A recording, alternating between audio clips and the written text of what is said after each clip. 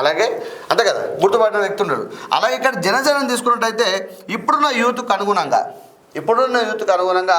పవన్ కళ్యాణ్ గారి యొక్క సిద్ధాంతాలకు చాలామంది యువత ఆకర్షితమై ఉన్నారు. కాబట్టి జనసేన గిట్ట పోయినట్టయితే తీర్మాన మల్లన్న గారు ఇక్కడ కొంతవరకు సక్సెస్ అయ్యే అవకాశం ఉంటుంది కదా,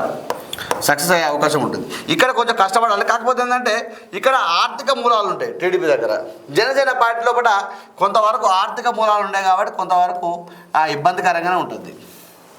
యువత సపోర్ట్ ఉన్నా కూడా పార్టీ నడపాలంటే ఒక అధ్యక్ష బాధ్యత తీసుకున్నట్టయితే ముందుకు పోవాలంటే కొంచెం ఆర్థిక మూలాలు అనేది అవసరం. కాబట్టి ఇక్కడ అంటే బీసీ వాళ్ళు చాలామంది సపోర్ట్ చేస్తే ఇది ఇక్కడ నిలబెట్టడం పెద్ద విషయం కాకపోవచ్చు, అంతే కదా. చాలామంది ఇక రాజకీయ నాయకులకు కొంతమంది సపోర్ట్ ఉంటుంది కాబట్టి ఇక్కడ సపోర్ట్ వచ్చినట్టయితే ఆర్థిక మూలాలు నిలబడేటైతే ఇది పెద్ద విషయం కాకపోవచ్చు. తెలంగాణ రాష్ట్రంలో కూడా జనసేన పార్టీ బీసీల పార్టీగా నిలబడి కొన్ని స్థానాలు గెలుచుకునే అవకాశం అయితే ఇక్కడ కనబడుతుంది.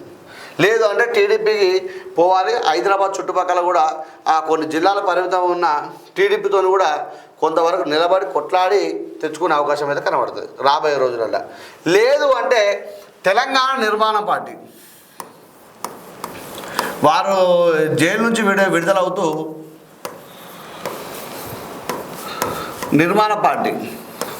జైలు నుంచి బయటకు వచ్చుతూ తెలంగాణ నిర్మాణ పార్టీ అనేది వారు ప్రకటించడం జరిగింది. ఈ తెలంగాణ నిర్మాణ పార్టీ ఏదైతే ఉందో ఆ నిర్మాణ పార్టీతోనే ముందుకు పోతారనేది కూడా రాబోయే కాలంలో మనం చూడాల్సిన అవసరం అయితే ఉంటుంది. ఏది ఏమైనా కూడా ఈరోజు రాష్ట్రం మొత్తం కూడా తీన్మార్ మల్లన్న వైపు చూస్తుంది. ఆయన పైన పెట్టని చెప్పి కూడా చాలామంది మాట్లాడుతూ ఉన్నారు.